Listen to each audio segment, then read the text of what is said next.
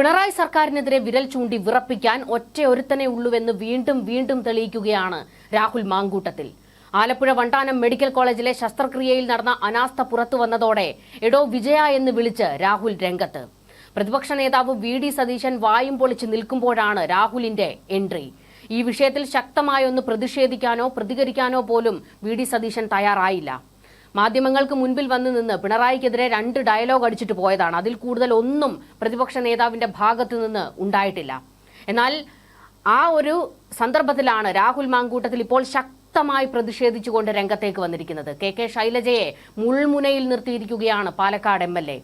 സർക്കാർ അനാസ്ഥകൾ തുറന്നു കാണിക്കാനോ ചോദ്യം ചെയ്യാനോ പ്രതിപക്ഷ നിരയിൽ നിന്ന് ഒരുത്തരും തയ്യാറാകുന്നില്ല. യൂത്ത് കോൺഗ്രസ് ഇപ്പോൾ ശക്തമായ ഒരു പ്രതിഷേധവുമായി രംഗത്തേക്ക് വന്നിട്ടുണ്ട്. ആരോഗ്യമന്ത്രി രാജിവെക്കണമെന്നുള്ള ആവശ്യം ഇവർ ഉയർത്തുന്നുണ്ട്. എന്നാൽ ഈ പറയുന്ന യൂത്ത് കോൺഗ്രസിനെ ഒന്ന് കോർഡിനേറ്റ് ചെയ്യാനോ അവർക്ക് വേണ്ട നിർദ്ദേശങ്ങൾ കൊടുക്കാനോ സമരം ശക്തമാക്കാനോ ഒന്നും പ്രതിപക്ഷ നേതാവിനെ എവിടെയും കാണാനില്ല. ഒരു പുതുയുഗ യാത്ര തുടങ്ങിയതോടെ അതിന്റെ വാലിൽ കടിച്ചു തൂങ്ങിയ ആ വഴിക്കൊരു പോക്കായിരുന്നു സതീശൻ. കേരളത്തിലെ പൊള്ളുന്ന വിഷയങ്ങൾ ഉയർത്തിക്കാട്ടാതെ സതീശൻ നാട് നിരങ്ങി നടന്നിട്ട് എന്താണ് കാര്യമെന്നുള്ള ചോദ്യം ഉയരുന്നു. സതീശൻ മൗനം പാലിക്കുന്നിടത്ത് രാഹുൽ കത്തിക്കയറുന്നു. രാഹുലിന് പിന്നിൽ അണിനിരന്ന് യൂത്ത് കോൺഗ്രസ് KSU പ്രവർത്തകർ. ഒന്നും രണ്ടും പിണറായി സർക്കാരിനെ തീച്ചൂളയിൽ നിർത്തിക്കൊണ്ടാണ് രാഹുലിന്റെ ഒരൊറ്റ പോസ്റ്റ് ഇട്ടിരിക്കുന്നത്. ആ പോസ്റ്റ് നമുക്കൊന്ന് നോക്കാം. ഇരുണ്ട കാലത്തെ അടയാളപ്പെടുത്താൻ QR കോഡും വെബ്സൈറ്റും ഒന്നും വേണ്ട. ഇത്തരത്തിൽ ഒരുപാട് മനുഷ്യർ ജീവനോടെയുണ്ട്. ചിലർ ചികിത്സാ പിഴവുകൊണ്ടും ആശുപത്രി കെട്ടിടം ഇടിഞ്ഞു വീണുമൊക്കെ മരിച്ചുപോയി. ഈ 5 വർഷം മുൻപ് മുഖ്യമന്ത്രി ശ്രീ ഉമ്മൻചാണ്ടിയുടെ വീടിന്റെ അടുത്ത് നിന്ന് 335 കിലോമീറ്റർ മാത്രം ദൂരമുള്ള വിജയൻ സാറായിരുന്നു. അന്നത്തെ ആരോഗ്യമന്ത്രി ഉമ്മൻചാണ്ടിയുടെ വീട്ടിൽ നിന്ന് 373 കിലോമീറ്റർ മാത്രം ദൂരമുള്ള ശ്രീമതി കെ ശൈലജയായിരുന്നു. ഉമ്മൻചാണ്ടി രാജിവെക്കുക. ഇതും പറഞ്ഞുകൊണ്ടാണ് രാഹുൽ ഒരു പോസ്റ്റ് പങ്കുവച്ചിരിക്കുന്നത്. അതായത് പിണറായി കൂട്ടർക്ക് നല്ല ഒന്നാന്തരം അടിയാണ് കൊടുത്തിരിക്കുന്നത്. രാജിവെക്കേണ്ടത് ഉമ്മൻചാണ്ടി അല്ലല്ലോ, ഇപ്പോഴുള്ളവർ അങ്ങോട്ട് രാജിവെക്കൂ എന്നാണ് രാഹുൽ കൃത്യമായി മറുപടി കൊടുത്തിരിക്കുന്നത്.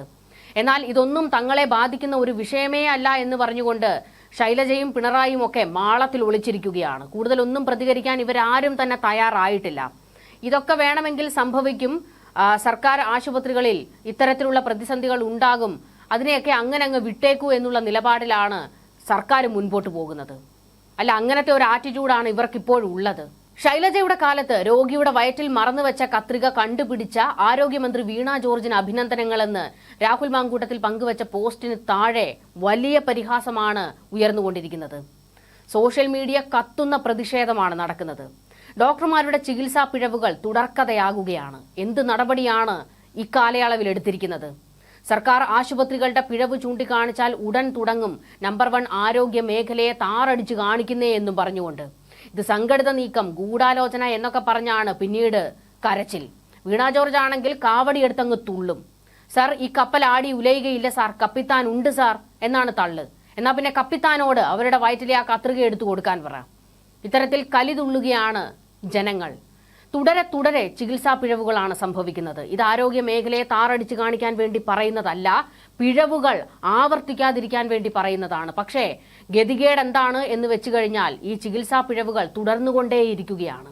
ഒന്നാം പിണറായി സർക്കാരിന്റെ കാലത്ത് ഏറ്റവും മികച്ച രീതിയിൽ പ്രവർത്തിച്ചിരുന്ന വകുപ്പ് ആരോഗ്യ മേഖലയായിരുന്നു. കെ ശൈലജയുടെ നേതൃത്വത്തിൽ നല്ല രീതിയിലായിരുന്നു മുൻപോട്ട് പോയിരുന്നത്. എന്നാൽ ആ കാലത്തും പിഴവുകൾ സംഭവിച്ചതിന്റെ ബാക്കി പത്രമാണ് ഇപ്പോൾ പുറത്തു വന്നുകൊണ്ടിരിക്കുന്ന ഈ വിഷയത്തിലൂടെ വ്യക്തമാകുന്നത്. കോവിഡ് കാലത്തെ PPE കിറ്റിന്റെ അഴിമതിയിൽ കെ ശൈലജയ്ക്ക് നേരെ വലിയ വിമർശനം പല കോണിൽ നിന്ന് ഉയർന്നതാണ്. എന്നാൽ ആ അഴിമതിക്ക് പിന്നിൽ കപ്പിത്താനായിരുന്നു എന്നുള്ളത് വ്യക്തമായി അറിയാവുന്ന കാര്യമായിരുന്നു. പക്ഷേ ഈ ചികിത്സാ പിഴവുകൾ ആ സമയത്തും ഉണ്ടായി. അതിനെതിരെ എന്ത് നടപടിയെടുക്കാൻ സാധിച്ചു? അതായത് ഒന്നും രണ്ടും പിണറായി സർക്കാരിന്റെ കാലത്തും ചികിത്സാ പിഴവുകൾ തുടർന്നുകൊണ്ടേയിരിക്കുകയാണ്. ഈ അടുത്ത് നമ്മൾ കേട്ട ഏറ്റവും വേദനിപ്പിക്കുന്ന ഒരു കാര്യമായിരുന്നല്ലോ ഒരു കുഞ്ഞിന്റെ കൈ മുറിച്ചു മാറ്റേണ്ടി വന്നത്. കളിക്കുന്നതിനിടയിൽ താഴെ വീണ് ആ കുഞ്ഞിന്റെ കൈ ഒടിഞ്ഞപ്പോൾ പ്ലാസ്റ്റർ ഇട്ടതാണ്. ഒടുക്കം കോഴിക്കോട് മെഡിക്കൽ കോളേജിൽ ചെന്നപ്പോൾ അത് മുറിച്ചു മാറ്റേണ്ട ഗതികേടാണ് ഉണ്ടായത്. ആ കുഞ്ഞിന്റെ കൈക്കൊരു മുറിവ് സംഭവിച്ചിരുന്നു. അതിൽ മരുന്നൊന്നും ചെയ്യാതെ വെച്ചുകെട്ടാതെ പ്ലാസ്റ്റർ ഇട്ട് വിടുകയായിരുന്നു. ആ മുറിവാണ് അവിടെ ഇരുന്ന് പഴുത്തത്.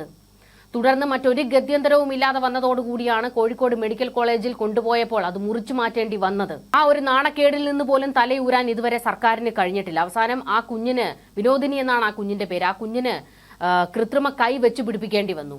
അതും VD സതീശന്റെ നേതൃത്വത്തിലാണ് അത് ചെയ്തു കൊടുത്തത്.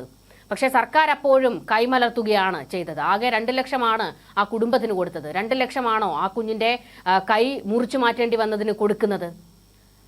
ഇത്തരത്തിൽ തുടരെ ചികിത്സാ പിഴവുകളാണ്. ഇതിനു മുൻപ് നമ്മൾ കേട്ടിരുന്നു, ഒരു ശസ്ത്രക്രിയയുമായി ചെന്ന ഒരു യുവതിയുടെ വയറ്റിൽ നെഞ്ചു മുതൽ വയറ് വരെ നീളത്തിൽ ഒരു കേബിൾ ഇരിക്കുന്നത്. അതെടുക്കാൻ പോലും കഴിയാത്ത സ്ഥിതിയാണ്. അതിന്റെ ദുരിതം പേറി ജീവിക്കുകയാണ് ആ സ്ത്രീ. ഇപ്പോഴാണ് വീണ്ടും ഒരു ചികിത്സാ പിഴവിന്റെ വിവരം പുറത്തേക്ക് വരുന്നത്. നിസ്സാര വിഷയമല്ല, കത്രികയാണ് വയറിൽ കുടുങ്ങിയിരിക്കുന്നത്. എന്നിട്ട് ശസ്ത്രക്രിയ നടത്തിയ ഡോക്ടർ പോലും ഇപ്പോൾ നിസ്സാരവൽക്കരിക്കുകയാണ് ആ വിഷയം. ഡോക്ടറിന്റെ വിചിത്രവാദം കേട്ടിട്ട് ജനത്തിന്റെ കലി തുള്ളുകയാണ്, ജനങ്ങൾ ഇളകി ഇറങ്ങുകയാണ്. സർക്കാർ ആശുപത്രികളിലേക്ക് ഇവിടുത്തെ സാധാരണ ജനങ്ങളാണ് പോകുന്നത്. അവർക്ക് ആശ്രയം സർക്കാർ ആശുപത്രികളിലാണ്. അവിടെയാണ് ഈ ചികിത്സാ പിഴവുകൾ സംഭവിച്ചുകൊണ്ടിരിക്കുന്നത്. അതാണ് ഇപ്പോൾ രാഹുൽ മാങ്കൂട്ടത്തിലും ഉയർത്തി കാണിച്ചിരിക്കുന്നത്.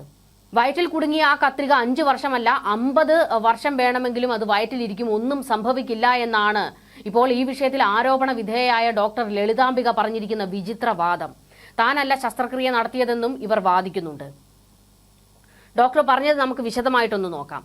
ശരിക്കും ഒരു ബോർഡ് വെച്ച് എത്ര ഇൻസ്ട്രുമെന്റ് ഉണ്ടെന്ന് ഫ്ലോർ നഴ്സ് എഴുതണം. അങ്ങനെ ഫ്ലോർ നഴ്സ് എന്നൊരു തസ്തിക നമ്മുടെ ഗവൺമെന്റ് സെറ്റപ്പിൽ ഒരു തിയേറ്ററിലും ഇല്ല, എന്റെ അറിവിൽ ഇല്ലെന്നാണ്. ഇപ്പോൾ കോഴിക്കോടത്തെ ഇഷ്യൂവിന് ശേഷം എല്ലായിടത്തും വന്നു കാണും. ഫ്ലോർ നഴ്സ് എഴുതിയിരുന്നുവെങ്കിൽ ലാസ്റ്റ് ഡോക്ടർക്ക് ചെക്ക് ചെയ്യാൻ എളുപ്പമാണ്. ഇപ്പോൾ ചെക്ക് ചെയ്യുന്നത് എങ്ങനെയാണെന്ന് വെച്ചാൽ സിസ്റ്റർ പറയും, മേഡം ഞാൻ ഇത്ര എണ്ണം എടുത്തിട്ടുണ്ട് എന്ന്. അപ്പോൾ നമ്മൾ നോക്കും, ഇത്രയുമുണ്ട്. അവർക്ക് ഓർമ്മയിൽ ഒരു പിശക് വന്നു പോയാൽ അത് പിശകാണ്. കഴിയുന്നത്ര നമ്മൾ ഒരു ഇൻസ്ട്രുമെന്റ് അകത്തിടത്തില്ല. ഇതൊരു വലിയ ട്യൂമർ ആയതുകൊണ്ട് സംഭവിച്ചതാകാം. 3.5 കിലോ ഉണ്ടായിരുന്നു ട്യൂമർ, അതുകൊണ്ടാണ് സർജറി ചെയ്തത്. അല്ലെങ്കിൽ കോവിഡ് സമയത്ത് അങ്ങനെ ഒരു സർജറി ചെയ്യത്തില്ല. ഓവറിയിലെ ക്യാൻസർ എന്നാണ് വിചാരിച്ചിരുന്നത്. പക്ഷേ ചെയ്തപ്പോഴാണ് ഫൈബ്രോയിഡ് ആണെന്ന് കണ്ടെത്തിയത്. മനുഷ്യന്റെ നന്മയ്ക്ക് വേണ്ടിയാണ് ആ കോവിഡ് കാലത്ത് കഷ്ടപ്പെട്ട് ചെയ്തത്. പക്ഷേ ചെയ്തവർക്ക് അത് പാരയായി. എടോ, ഇത് വയറ്റിലുള്ളത് കൊണ്ട് ഒന്നും അറിയത്തില്ല.